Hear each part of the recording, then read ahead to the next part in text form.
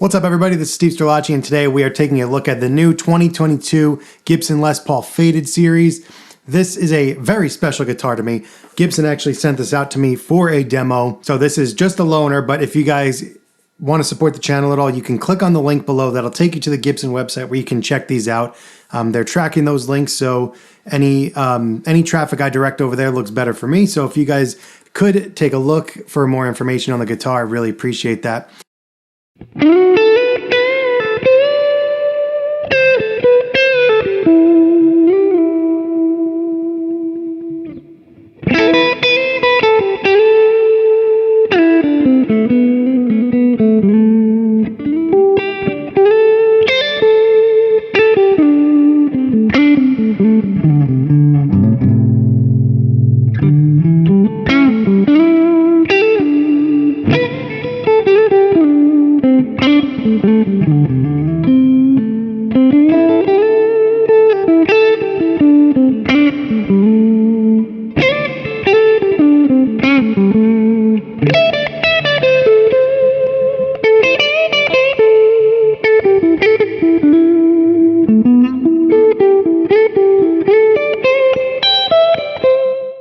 So why is this guitar special to me?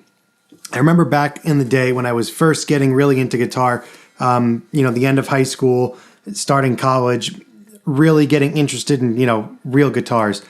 And I remember the 2008-ish Les Paul Faded series, and I wanted one so bad. I remember thinking that, I want that flame top so bad, and I really, really like that it's the satin nitro finish that's going to wear out over time, and it's going to give a good natural relic look, not something that you buy that's pre-beat up, something that you can actually beat up, and it's not as protected as, the normal standards. And those guitars went on to be highly coveted, collectible now. They're like crazy prices now if you look for mid-2000s used Les Paul Faded. So the fact that they reissued this, in my opinion, a classic design, I'm really happy with this. Another cool thing about this guitar is that it looks almost reminiscent of Gary Moore's 59. That was actually his number one. Everybody thinks Greenie was Gary Moore's number one. I guess it was technically the most valuable because it's the one that he wound up selling. But the Les Paul that Gary Moore took to the grave with him, I don't know if he actually took it to the grave, but you know what I mean. The guitar that he had until his unfortunate passing was called Stripe, and it was, I believe it was a 58 or a 59. Similar looking to this. It had the uncovered black pickups. It had this kind of vintage Honeyburst, nice flame top. It was called Stripe because of the flame top. And you could see Gary playing it in so many different videos, and he almost plays it more than he does Greenie. And it sounds just as good. When the player's like that, he just sounds good using everything. But this guitar reminds me a lot of that, and he's my favorite player of all time. So I definitely love that this looks like Gary Moore's Stripe guitar.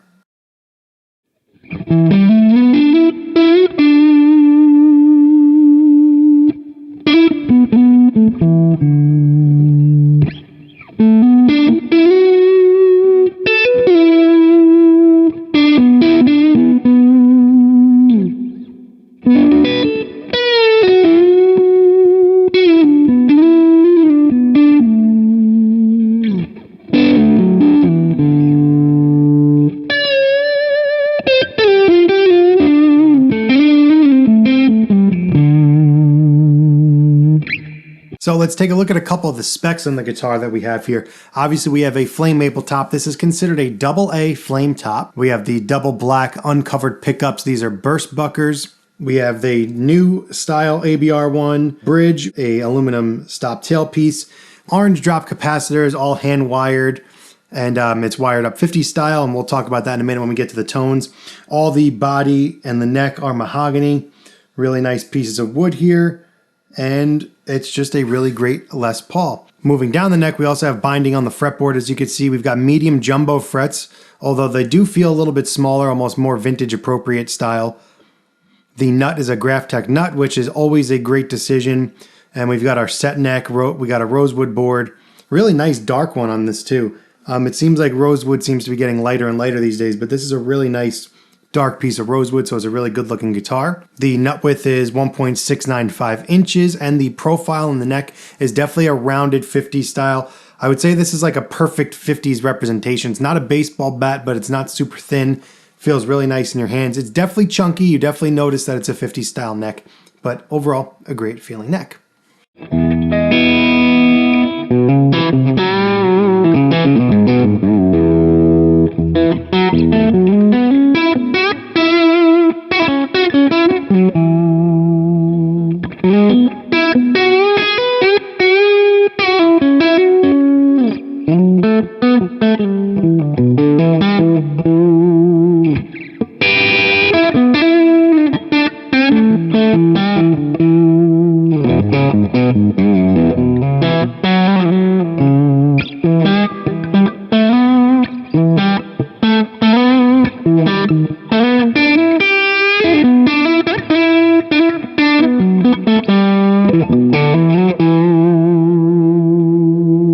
All right, so let's get to some personal thoughts on the guitar.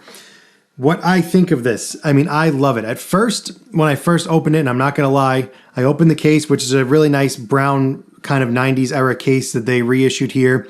Nice case candy. Came with a Gibson strap, and it's got the baggie full of goodies with the tools and all that stuff. It's got the baby picture in there. But what I thought at first was that this top was really boring. You know, when I first opened the case, I looked at it, I was like, oh, okay. It kind of looks a little vanilla, like it's kind of whatever to me. But then like the more you look at it and the more angles that you see it at, you see the flame pops in different ways from every angle. It's got this really cool coffee stain here. I call it a coffee stain. It's just it's just the way the wood looks. But I really like that it's got some unique grain to the wood, and it looks like a different guitar from every angle, which I think is a really cool and unique look for the top. I mean, I've been playing the heck out of this thing, and it's like it gets better the more I look at it. I will say that I am disappointed in one area, and that's that it's not a true ABR one. It's this new modern style ABR one. I am one of those people that absolutely feels like an ABR makes a world of difference, like a real true ABR. I have a 1992 Les Paul Classic, my 72 ES345 have real ABRs. There's just something different about a real ABR that I was hoping that this had based on the specs, but it's definitely not a true ABR. It's this newer style thing, which is probably just, a firmer bridge post in a wider gap. But it's not a deal breaker by any means. It's still a great guitar. I guess if you want the real true ABR, you now have to pay custom shop money for that type of thing. And again, as you play this satin nitro finish, it's going to wear out. It's going to get nicks. It's going to chip. It's going to fall off. It's going to buff out. It's going to look really great. If you play this guitar for 2 or 3 years straight, it's going to literally look like probably a Murphy Lab type of custom shop, because it's going to be all sorts of beat up. And that's really what I would look forward to if I was keeping this, but unfortunately it's just a loaner. All right, so let's plug it in and let's talk about some of the tones that you can get out of this thing and some pluses and minuses. I know I've been cutting back and forth to some B-roll of me playing, but I want to kind of do like a little bit more of a guided walkthrough of what I'm doing and how I'm coaxing the best tones out of this guitar in my opinion. I'll be going through my Neural DSP Quad Cortex using a capture of my Dr. Z Z-Rec and also the Sweetwater sound capture of the Soldano SLO 100. Two great choices for a Les Paul. I'll be monitoring direct, sending the signal straight to you, the people at home. So here's the Z-Rec, and this is kind of set to a little bit of a crunchy breakup, where if you dig in, it'll break up, but if you lighten up, it's nice and soft. Here's the bridge pickup full out.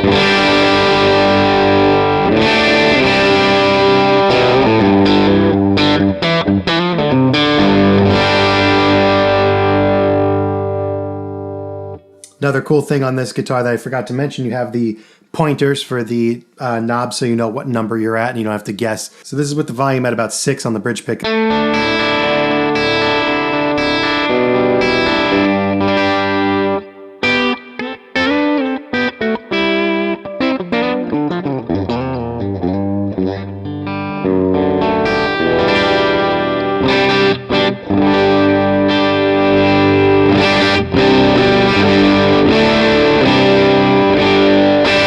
So that's one benefit of having the 50 style wiring stock. It's a mod that I always did to my Les Pauls.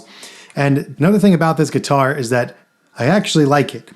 For years, I've never bought a Gibson off the rack. And anytime I go into a guitar store and pick up a Gibson, I'm actually never really thrilled with it. I think it's more the store's fault because they're not properly keeping it humidified and other things like that. But every time I pick one up, it's kind of like, Okay, and I also hate that they never did the 50s wiring, but the 50s wiring is back in this guitar, and I'm really enjoying playing this stock as it is. It came really great. And here's the neck pickup with the Z-Rack.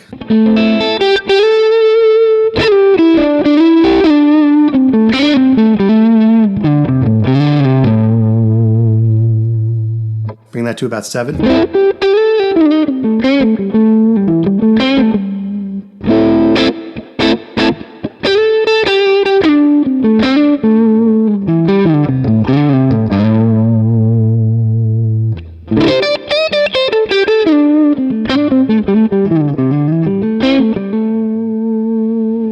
Full on 10.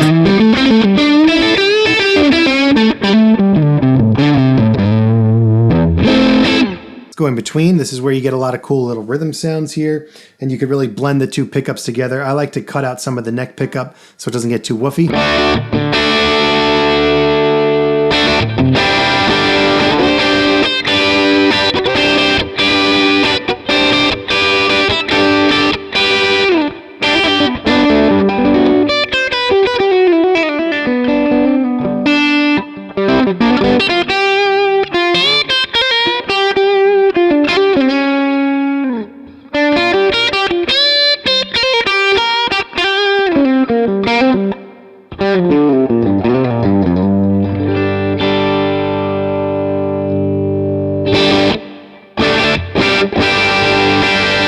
Let's kick it over to the Soldano, which is a much higher gain setting.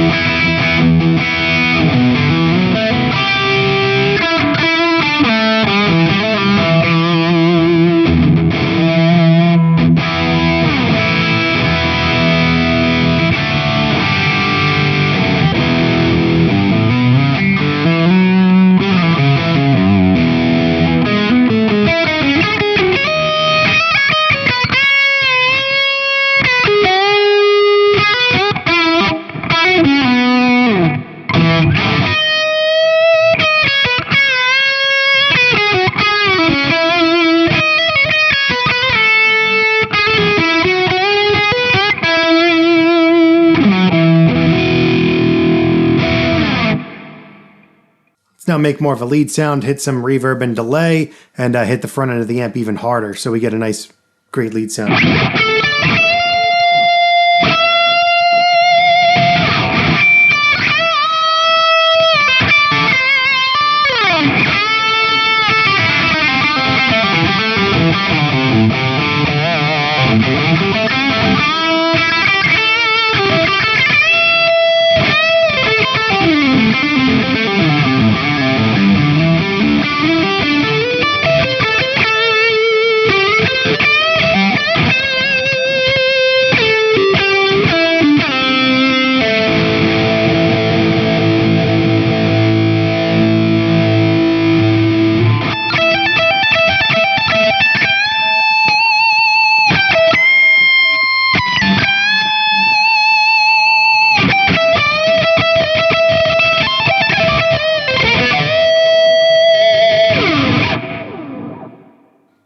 So you see you can get tons of sustain out of it, really great for soaring leads.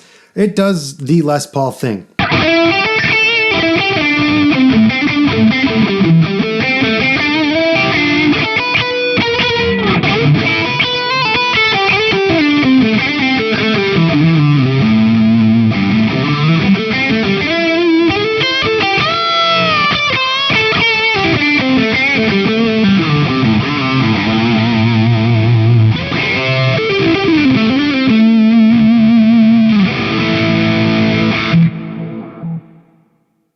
So that is the 2022 Gibson Les Paul Faded Standard. Check these out. Check the links below, please. That'll help me out as well as get you some information that you might be looking for on the guitar. Also, hit that subscribe button if you have not yet done so.